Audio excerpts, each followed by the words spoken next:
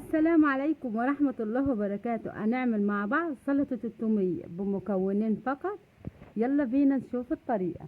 معايا 240 جرام من الزبادي، هنزل عليهم نص معلقة كبيرة من الثوم وهنقلبهم كويس قوي.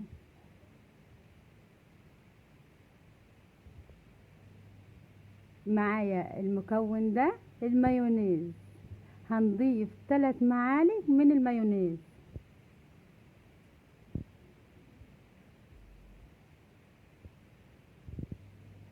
ان شاء الله الطريقة دي هتعجبك جدا، غنية جدا وطعمها رائع جدا.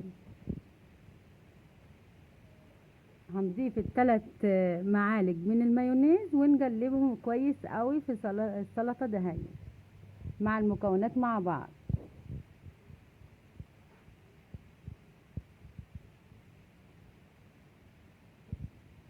لو وصلت لحد هنا انا ام بلال ودي قناتي، اتمنى تشتركوا في القناة وما تنسوش اللايك لو استفدت باي معلومة من الفيديو علشان غيرك يستفيد.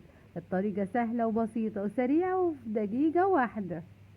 هنقلب المايونيز مع الزبادي كده والثوم المفروم، طعمها رائع جدا وهتعجبك ان شاء الله. طبعا سيبيلي كومنت حلو تحت الفيديو. سهلة وبسيطة وسريعة وفي دقيقة واحدة. طبعا السلطة لا غنى عنها في السندوتشات، هتعجبك قوي. اتمنى تجربيها وسيبي لي كومنت حلو تحت الفيديو. وادي النتيجة النهائية. عملنا سلطة التومية بمكونين فقط، سهلة وسريعة وفي 5 دقايق، لا مش 5 دقايق، دقيقة واحدة. دقيقة واحدة هتكوني عاملة سلطة التومية الرهيبة اللذيذة دي. والسلام عليكم ورحمة